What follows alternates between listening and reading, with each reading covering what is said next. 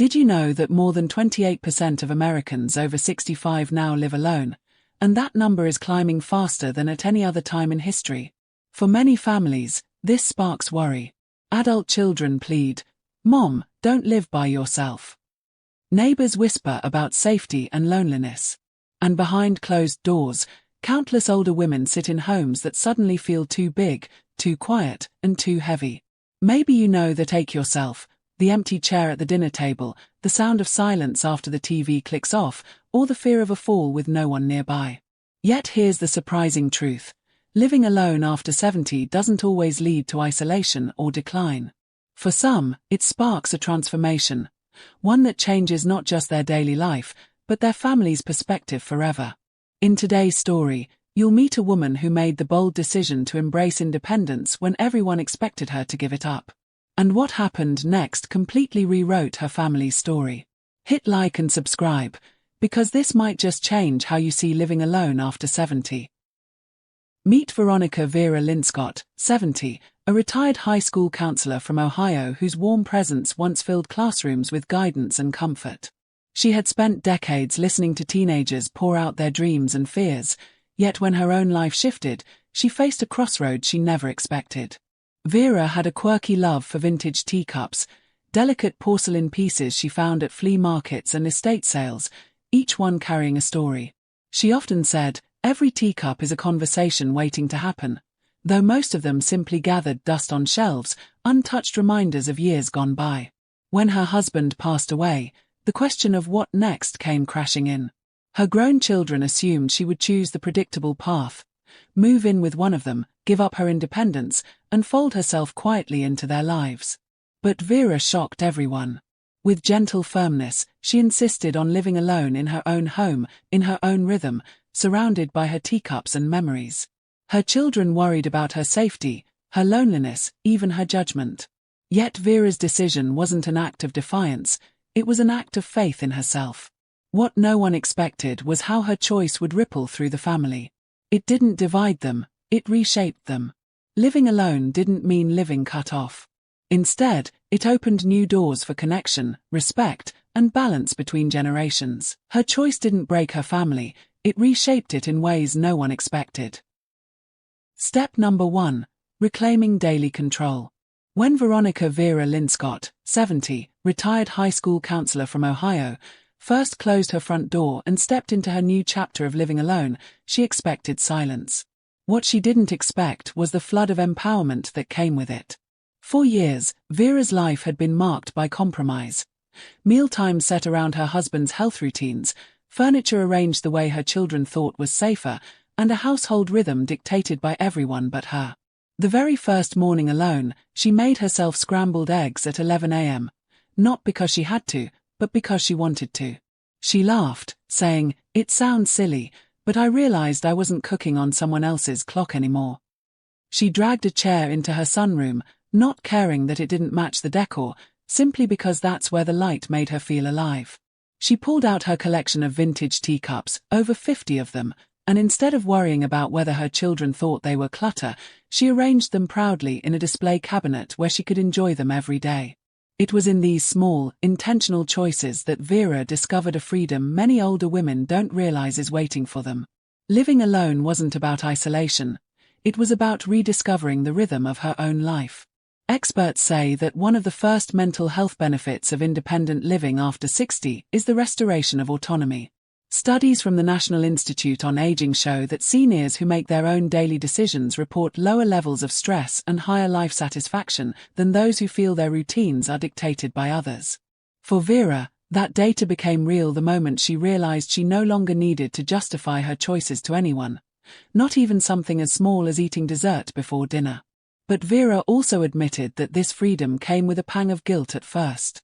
"I worried my children would think I was being selfish," she said. Yet the opposite happened. Her children began to see her not as someone fragile to be monitored, but as a woman fully capable of living with joy and independence. That's the surprising part. Reclaiming daily control didn't push her family away, it actually made their time together richer. Instead of calling her out of worry, her children began calling her out of curiosity, asking, "So, Mom, what did you do today?" For the first time, she wasn't giving updates about medical appointments or house chores. She was telling them about her walks, her garden projects, and the books she was reading. Vera summed it up best. For the first time in years, I felt like my life was mine again. And that single shift, owning her choices, became the foundation for everything that followed in her new life. Have you ever felt like your daily choices were no longer your own? Tell us in the comments. What's the first thing you'd reclaim if you lived alone? Step number 2, the fear factor. Vera's bold choice to live alone didn't just raise eyebrows, it raised fears. Her children were consumed by what ifs. What if she fell and no one was there? What if she forgot to lock the door? What if the silence of an empty house slowly wore her down? These weren't abstract concerns. They were the exact fears that swirl around every family when an older woman insists on independence after 70. Her son, Mark, called daily, sometimes twice. His voice carried the weight of worry, asking if she'd eaten, if she'd remembered her medications, if the mail piled too high. Her daughter, Claire, worried more about loneliness. Mom, the nights are the hardest. Don't you want company? Don't you get scared? Vera understood these questions came from love, but she refused to let their fears become chains. Instead, she turned those fears into a plan. The first thing she did was invest in a medical alert system, one of the sleek new versions that look more like a smartwatch than the old clunky pendants. It gave her kids the peace of knowing help was one button away, but more importantly, it gave Vera confidence to move freely around her home without second-guessing herself. Next, she upgraded her home with smart locks and security cameras. Not because she was fearful, but because she believed in being prepared. A simple app on her phone let her lock her doors or check who was at the front porch without walking across the house. Her daughter was astonished when Vera casually texted her a live video of a delivery arriving. For Vera, technology wasn't intimidating anymore, it was liberating. But perhaps her most surprising move was joining a local senior social club. Every Thursday afternoon, she met with a circle of other women who also chose independence over dependency. They swapped stories, shared meals, and even took short day trips together. Vera admitted she laughed more in those gatherings than she had in years. What her children had imagined as nights of loneliness turned into new rhythms of connection. And yet, here's the part no one saw coming. Vera's independence didn't just calm her family's fears, it began to reshape their roles. Her children no longer saw her as fragile, someone to be handled. Instead, they began seeing her as strong, resourceful, and more capable than they imagined. Cliffhanger tease, but the biggest change wasn't safety, it was how her independence rewrote family roles. Step number 3. Shifting family dynamics. When Vera first announced she was living alone at 70, her children immediately slipped into protector roles. Every phone call sounded like a wellness check, every visit felt like supervision. But as weeks turned into months, something remarkable happened. The tone of her family's interactions began to shift. Instead of endless, "Are you eating enough?" or "Do you feel safe there?" her children started asking, "What new things are you trying, and what's been the highlight of your week?" It was subtle at first. Her son Mark stopped reminding her daily about her medications once he saw how disciplined she was with her pill organizer and digital reminders. Her daughter Claire began laughing during visits instead of scanning the house for potential hazards. Vera noticed it immediately. For the first time in years, my family looked at me not as someone fragile, but as a woman living her own life. This change transformed family gatherings. They weren't weighed down by worry. Instead of conversations revolving around health scares or loneliness, they shared stories about books, cooking experiments, and even travel plans. Vera found herself hosting again, not because she had to prove herself, but because she wanted her family to see how alive her home and her spirit had become. Her Sunday dinners became less about obligation and more about celebration. The air was lighter, the laughter freer, the connection deeper. This wasn't just about Vera. Her independence lifted a burden off her children, too. They no longer carried the silent guilt of feeling like they had to rescue their mother. Instead, they respected her choices and enjoyed her company as equals. One afternoon, when Claire asked for advice about juggling her own teenager's growing independence, Vera smiled and realized the tables had turned. Her children saw her wisdom, not her weakness. For many older women, this is the hidden gift of choosing independence. It rewrites how families see them. Instead of being defined by age or vulnerability, they're defined by resilience, resourcefulness, and self-respect. Vera proved to her family that independence wasn't rebellion, it was confidence. Have you felt this shift with your own family? Did your children or relatives begin to see you differently once you asserted your independence? Share your story in the comments. We'd love to hear it. Tease to next section. But there was one more unexpected gift Vera discovered, something that had nothing to do with her family and everything to do with herself. Step number 4. Building a community of choice. When Vera first began living alone, evenings were the hardest. The silence stretched long after dinner, and she often found herself staring at her vintage teacup collection, wondering if independence would always feel a little too quiet. But Vera refused to let loneliness define her new chapter. Instead, she decided to build a community of choice, a circle not based on obligation, but on shared joy and connection. Her first step was joining a local 70 and solo book club she'd seen mentioned in a senior center newsletter. Walking in that first day, she admitted her heart pounded. What if I don't belong? She thought. But within minutes, she was laughing over coffee with other women who also lived alone.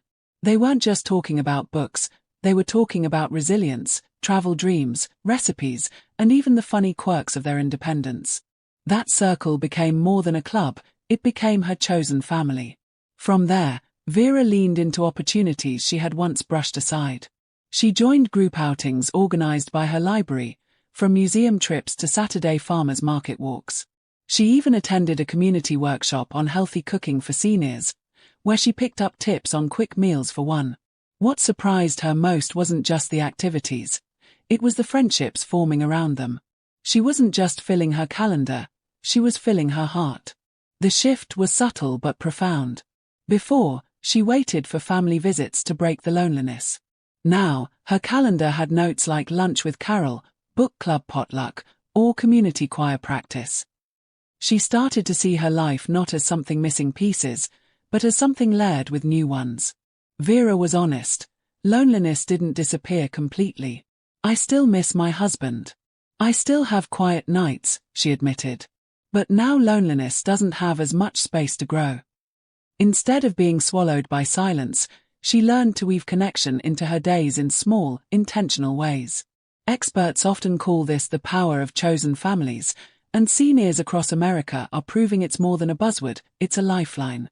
For Vera, her book club became her support system, her outings became her adventures, and her laughter became her medicine. Have you built your own chosen family through clubs, church groups, or friendships? How has it changed your life? Share in the comments, we'd love to know. But Vera's boldest move wasn't just building a new community, it was how she redefined what home meant for herself at 70. Step number 5. The emotional ripple. When Vera chose independence, she thought the impact would stay within her walls. What she never imagined was how her decision would ripple through 3 generations of her family. Her grandchildren were the first to notice the change. Instead of seeing her as the fragile grandmother who needed constant supervision, they began to see her as someone bold and adventurous. When they visited, they no longer walked in expecting to help Grandma. They walked in curious, what's Grandma up to now? Her grandson, Matthew, even bragged to his friends, my grandma lives on her own and goes to book club every week. To him, Vera wasn't a burden. She was proof that life after 70 could still be exciting. That subtle shift in how the youngest generation viewed her gave Vera something she hadn't felt in years, pride in being a role model. Her adult children felt the shift, too. At first, they had fought her decision, afraid that she was setting herself up for accidents, loneliness, or worse. But as months passed, their perspective changed. They saw a woman not declining, but thriving. They noticed how she spoke with more energy, how her laughter returned, and how she seemed lighter in spirit. Over Sunday dinners, conversations changed. They no longer revolved around worries. Are you eating enough? Are you safe?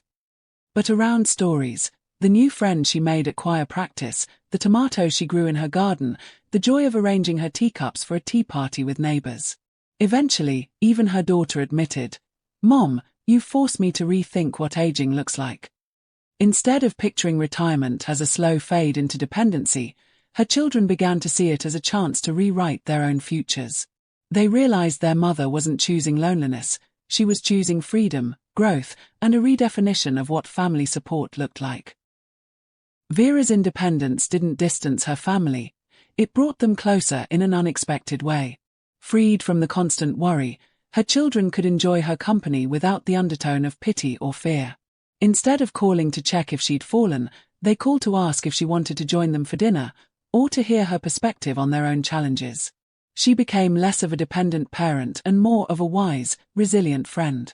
That emotional ripple reshaped the family legacy. It taught her grandchildren courage. It taught her children a new model of aging. And it gave Vera herself the validation that her choice wasn't selfish, it was transformative. Have you ever made a decision that changed the way your family saw you? Tell us your story in the comments. We'd love to hear it. But the final twist wasn't about Vera at all, it was about how her bold choice ended up changing her family in a way no one predicted. Step number 6, the legacy lesson. When November rolled around, Vera decided to do something bold, host Thanksgiving in her new home. Her children were nervous. Could she manage the cooking? Would she tire herself out? Shouldn't the gathering move to her daughter's house instead? But Vera was determined. She didn't want pity, she wanted to prove that independence didn't mean absence, it meant presence in a fuller, brighter way. That morning, her kitchen was alive with the smells of cinnamon, roasted turkey, and pumpkin pies cooling on the counter. She had planned carefully, breaking down the work into small, manageable tasks over the week.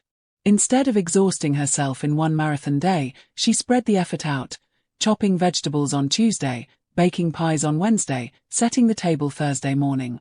It was a system she had learned since living alone. Do a little each day, and save her energy for the moments that mattered most. When her family arrived, they expected to see the tired widow they remembered from 2 years earlier, shoulders stooped and eyes shadowed by grief. Instead, they saw a woman who stood taller, with a light in her eyes that had been missing for years. The living room glowed with candles, her treasured teacups decorated the table, and her laughter rang louder than the hum of conversation. For the first time, her children realized, this wasn't a fragile parent they had to protect, this was a woman who had rebuilt herself. Her grandchildren noticed, too. They saw her bustling around the kitchen, not frantically, but joyfully. She didn't look burdened, she looked free. Free from the weight of other people's expectations. Free from the guilt of being the lonely widow. Free from the boxes of fear that cluttered her life before she made her choice. At dinner, her youngest granddaughter asked, "Grandma, are you happier now that you live by yourself?" Everyone at the table froze, waiting for Vera's answer. She smiled softly, folded her napkin, and said, "Living alone didn't separate us, it gave us back a better version of me." That single sentence shifted the air in the room. Her children exchanged looks, realizing that their mother's independence hadn't distanced her, it had deepened her strength. Her choice to live alone wasn't rebellion. It was legacy. She was showing them, and their children after them, that aging wasn't about shrinking, it was about shining. The legacy lesson was clear. Vera's story wasn't just about her. It was about giving her family permission to see independence not as loss, but as love expressed differently. By choosing to live alone, she taught her children resilience. By thriving, she gave her grandchildren courage. And by standing strong at that Thanksgiving table, she turned her personal decision into a generational gift. Would you have the courage to make a choice like Vera's? Share your thoughts below, we want to hear your story. Let's take a moment to look back at Vera's journey, because it wasn't just about 4 walls and a roof, it was about rewriting the story of her life at 70. She began by reclaiming her daily control, deciding what to cook, when to rest, and how to arrange her space. She faced the fear factor head-on, putting practical safety measures in place so her children could exhale without worrying. She shifted family dynamics, reminding her children that she was capable, resilient, and deserving of respect. She built a community of choice, surrounding herself with people who lifted her spirit, not weighed her down. She created emotional ripples that touched her children and grandchildren, teaching them that aging is not a retreat, but a rebirth. And finally, she left behind a legacy lesson, that living alone can be a gift of strength, freedom, and joy. Vera's story reframes independence not as abandonment, but as empowerment. Living alone didn't isolate her. It gave her back her voice, her confidence, and her place at the table as a vibrant woman in control of her own life. If Vera's story gave you hope, hit that like button, subscribe, and share this video with someone who needs to hear that living alone can be a gift, not a burden. And don't miss what's coming next, our video on 7 secrets older women use to turn empty homes into sanctuaries of joy. You'll discover the little-known practices that transform solitude into serenity. Because here at Elderly Dose, every story, every secret, and every lesson is about giving you not just a clean home or a safe routine, but a life filled with dignity, freedom, and joy.